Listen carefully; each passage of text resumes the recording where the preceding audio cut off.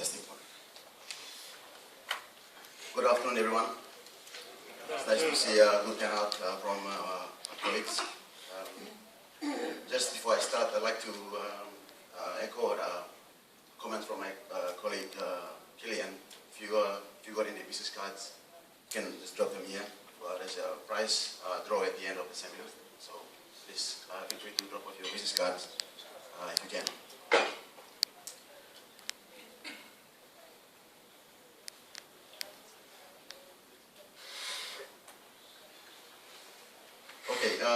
So the presentation today for public viewing, and also something that may be of interest to CTOs, CIOs, and IT managers out there in the audience today, is about network access control. I was supposed to speak about something about internet. We initially wanted to talk about the cost of internet in PNG and why is it so high compared to other countries, but I decided not to go into that because of there's a lot of gray areas in there, and it might fuel a lot of questions from the audience. So I decided not to do that today. But I wanted to really talk about something about network access control. As you know, in network evolution today, there's three key areas that we've seen a lot of changes in the network infrastructure area. The first one is the management of the network. As you know, everyone's struggling to maintain the network, so there's a lot of headways done into managing a network. There's also scalability and resiliency in network devices out there today, and there's a lot of companies are putting a lot of effort into that. But what I really want to talk about today is the component on network security, and I hope that there's a lot of you out there that's always keen to know about the latest trend in network security.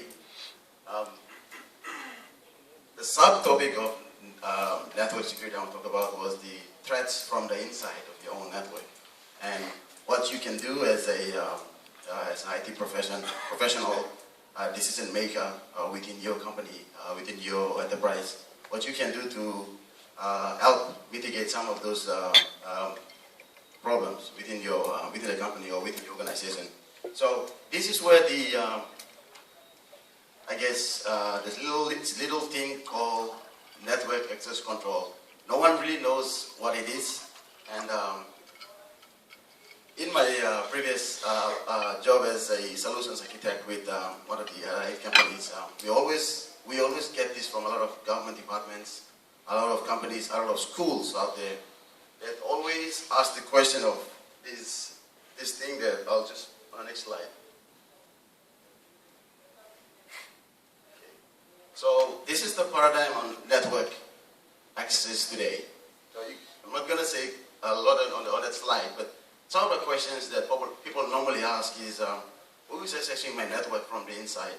If I open my network to a consultant and bring them in, will I be confident that this network is actually safe?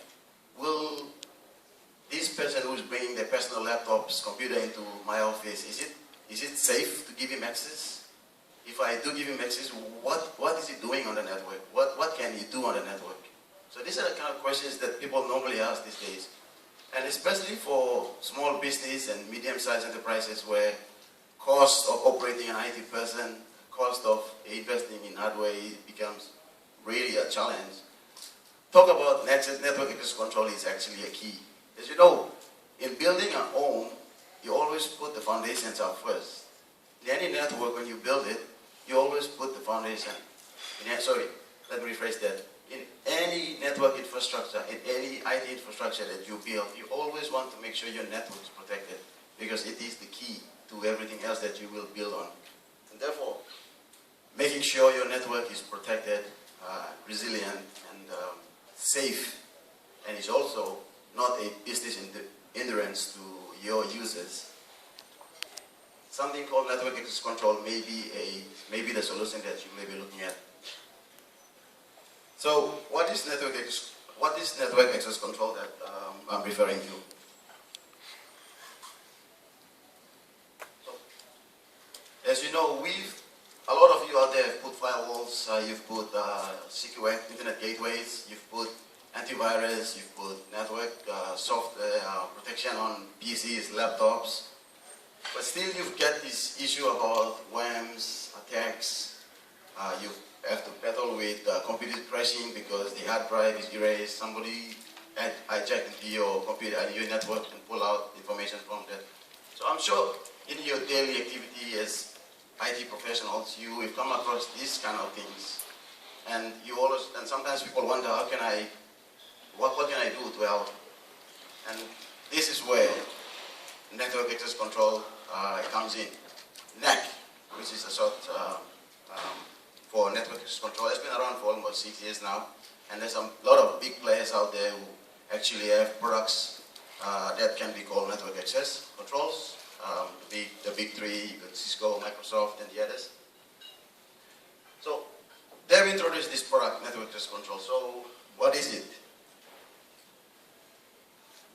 So basically, in plain language, it means series of applications, hardware, and protocols that you have to have in place within your network, so that anybody who connects their laptops, their smartphones, the iPads, and any smart devices into your network, you actually know what they're doing, whether they are safe to connect to your network, and also when they do connect, they are actually getting the right resources and they're accessing what they are supposed to be accessing.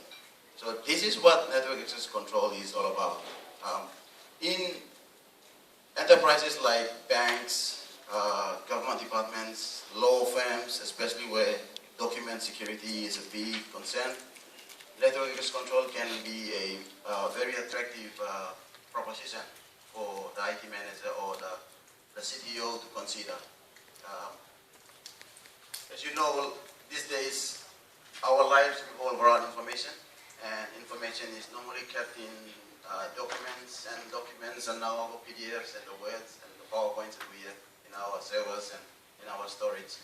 And to make sure that those documents are protected and kept secure from those who are not supposed to access, network access control actually presents a very attractive technology to consider.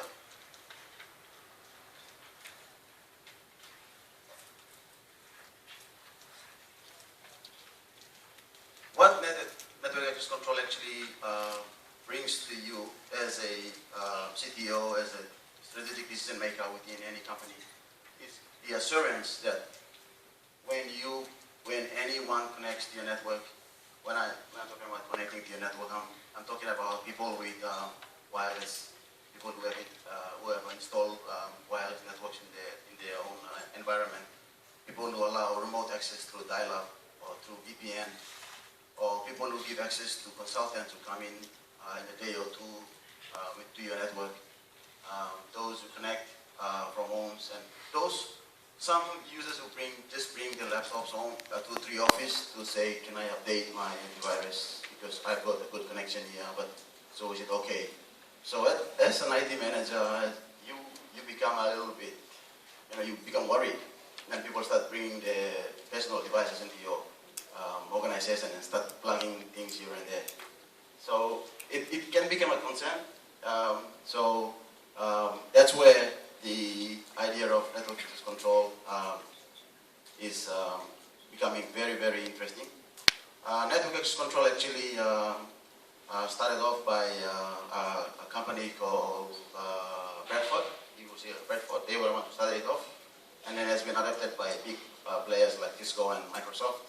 So it's been around. It's been around for a while. They implement NAC slightly differently, but I'll get to that.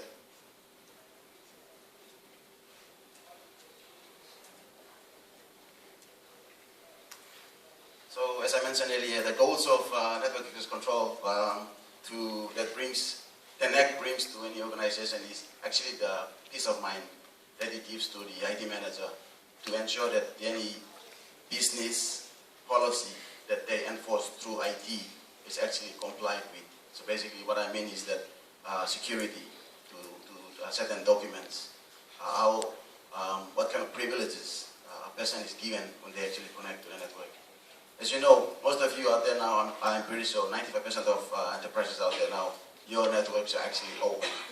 So basically what this means is when anyone connects to your local area network, pick up an IP address from your DHCP server, they pretty much can get access to a lot of stuff. And that's worrying.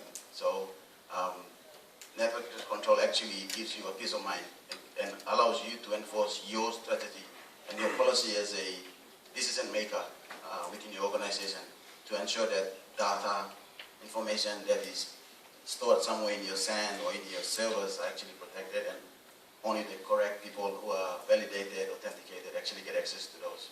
So that's, in a nutshell, what network access control brings. I've just talked about that. So a lot of people, so you ask, okay, so what now? You told us that network access control is something we're interested in. What can we do? How can we adapt it into our network? In the outset, network access control is actually a large undertaking. Okay, it's not something you just want to go in, just click the setup button and click next, next, next, and finish, and it's all done. No, actually, it's not. A lot of work is actually involved in the background to ensure that you are ready to implement network access control, or NAC. So some of them are actually, we've seen in my 3 years as I was as a solutions architect with a previous company, and we always go around visiting government departments and some large enterprises. A lot of people actually neglect the network. It's sad to say. A lot of people. You see, when you walk into a data closet, you see spaghetti loops of cables. No one knows which cable is plugged to what port on the switch. The switches are not labeled. You don't know what's happening. You don't know whether that port is actually, the light on it, is that a real device accessing it, or is it just someone else on the network? So no one really knows, no one really cares. And so the first thing that you really need to do to implement network access control is start taking stock of your own network.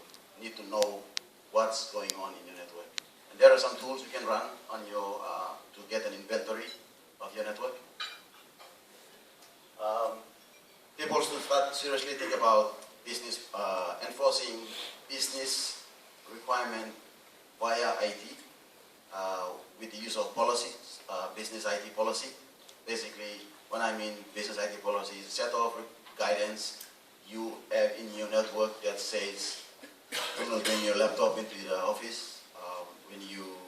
We can only give you access to Facebook during lunchtime. We can be standardizing on Ubuntu operating system. So these are kind of policies that you have. We can say those ones who consultants who come into the network can only have access to internet only and can print documents, whilst those in the finance can access the ERP and the internet 24/7 anytime they want. So start thinking about your business policy within your network. And normally if you bring in a consultant to start helping you with this, they will throw the thing back at you and say, it has to start from you. So network access control actually uses smart switching in your environment. So for those who have unmanaged switches in your network, if you want to go into network access control, you actually need to replace those switches, because what it does is it uses a protocol called 802.1x. Basically, it's a switch protocol. So what happens is that when a PC connects to your network, the switch will then stop the traffic and divert them to a authentication server for appropriate controls and checks before allowing them access. So in order for you to do NAC, you have to throw away those unmanaged switches. In any case, as part of our recommendation and to every people we visit today in Port Moresby and everywhere else in PNG, as much as possible, try and invest in some really good switches. Okay. It's an expensive proposition at the first instance, but the value that it brings afterwards, later on, you will see is immense. So some people go and buy a 5-port, 24-port, unmanaged switch. This is connected to the network and say, yeah, we're fine. It's all good to go. But at a later stage, they realize that, oh, we need to do IP cameras. Where will we get the power from? So start looking at switches that can do, that's managed, they can do power over Ethernet, and that have a bit more configuration in them. So it will allow you to do those kind of fancy stuff like NAC at a later stage.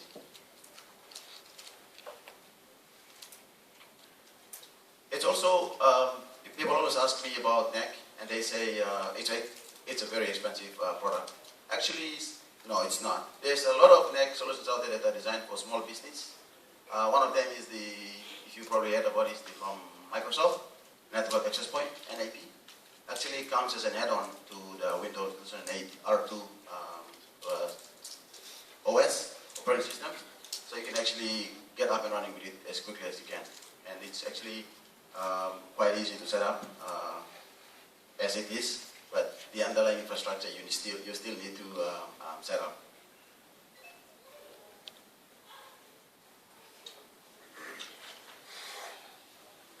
In selecting a NAC product,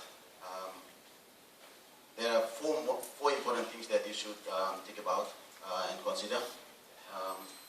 Policy compliance, basically it's your own network policy that you have.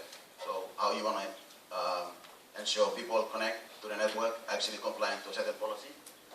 When I say policy in a network, in terms of NAC, what we mean is that a PC connecting to your network will have this policy, and they are, let's say, a minimum. They're running Windows XP, Service Pack 3 and above. Okay, Linux kernel 2.6 above, example. They will have the latest antivirus solution, update or software in the PCs, depending on whether you're using McAfee or Symantec, but it must have the latest. It must have a latest Windows update patch installed. So these are kind of policies that you set up. And really this is key because most of the attacks that happen today, as you know, is actually on operating systems that are not fully patched, don't have firewalls, don't have latest antivirus. So that's what we mean by policy compliance. You set those as an IT strategist, an IT manager within your company on these are the compliant things to be able to, so they can allow access into the network. Then you enforce those policies. Basically what we mean is that you enforce it, meaning if you don't have any of those listed key requirements in your laptops or in your PC, you don't get access to the network at all. What another thing you can do is that you can do remediation. So what this basically means is that if an uncompliant node or endpoint connects to your network, you actually stop them from accessing your network and you push them to another network or another VLAN and you get them remediated. Basically you get them, you quarantine them and you make sure they get updated. So basically you will do your policy, your Active Directory policy to push down updates. You do your Active Directory policy to push down firewall software and make sure that they get the latest service packs and updates from Windows update server if you have one in your environment or over the internet or with Microsoft Update. And one that must be flexible and flexible deployment and can be rapidly deployed. Basically, what we mean is that there's a lot of software out there, NAC, that are very difficult to configure. But obviously, you would want one where it actually has a lot of GUI and has a lot of wizard driven and something that's easy to understand. So these are the key four components to look out for when you are evaluating a network access control solution for your environment. So at Deltron, what we can do is we can help you select the correct NAC product. We, as you know, we are a Cisco Premier Partner, so we will definitely push for Cisco NAC solution. But that doesn't mean we won't select other products. We've seen some really good reviews from Sophos. Sophos has actually a very end-to-end NAC solution for every aspect of NAC, from wireless to VPN to remote access, firewalls, everything. We also see some really good stuff from Symantec as well. Symantec's been around for a while, so there's some really good solution for a NAC.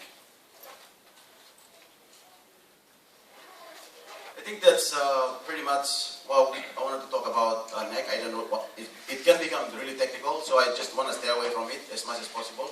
I know that there are some of you out there who are decision makers and who don't really want to get involved into the technical aspect of NAC. But to summarize this seminar presentation on NAC, we've seen only 2 or 3% of people in companies in PNG actually implemented NAC. We've been involved in one, and they've seen a lot of good results. One of them actually, when I was involved with, lost 5 days of productivity work. Their staff didn't get paid on time, and there was a attempt by the staff to refuse to come to work because they couldn't get paid, simply because they had a virus outbreak within the network. You probably know what I'm talking about, but they had a 5-day outage. They lost their business actually. They lost about 3 or 4 million within that 5 days, and they couldn't afford to leave the network open. So they considered a solution from Symantec, network access control, and we were able to lock down the entire switched network.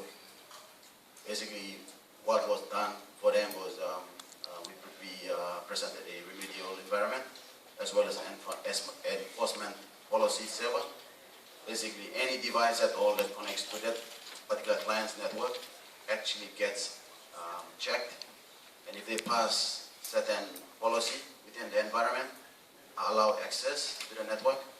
If they don't, they get remediated, meaning they're put to a quarantine VLAN, and that's where they get their PCs or whatever gets cleaned up. Once those PCs or endpoints get cleaned up, they then reattempt access into the network again. And they've seen a lot of benefit. The IT manager is now confident.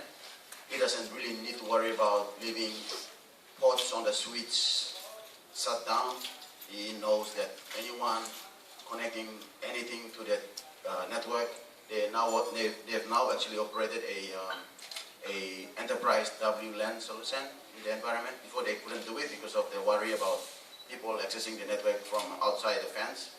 Because of that, they now have a network access control in place, and that's also looking out for anyone coming over the air via wireless into the network, and they're actually protecting those. They were afraid of giving VPN and remote access via dial-up to some of their own users and business people who are traveling. They're now able to do it with confidence because it gives them that little bit of, it actually presents to them a lot of features and new applications, new products that they can actually allow to their users when they are traveling. So, in a nutshell, and just to finish off, if you are in an environment where you're facing some of the symptoms of attack from the inside of your network, and you've done everything you can, you've put firewall, you've put everything, but still you're facing these problems, you might want to consider NAC. Just to close off, you might be wondering, so what's going to happen to my firewalls, my antivirus solution? What, do I throw them away? The question is no. Most of the NAC solutions you have out there actually can work, integrate with your current existing security products. For example, if you have McAfee in your environment, most of the NAC will have an API to use McAfee as a endpoint security solution to protect from viruses and worms. If you have a HP switch sitting in your environment, or a Cisco switch, or an Interactive switch, a dealing switch that is managed, I'm pretty sure they all support the 802.1x protocol, so you don't need to throw them away. You can actually make use of them. So it's not about throwing, what they call a forklift upgrade, meaning you take one off and put a new one in. Actually, you can make use of whatever you have. But for those who have been investing in low-cost equipment and that may not be of value to NAC, probably normally the investment will be high, but for those who have already done some investment in good equipment, can actually take advantage of that and start building the network and start protecting the network from the inside. With that note, I'd like to say thank you for listening, and if there's any questions about NEC, please feel to say the stage. Thank you.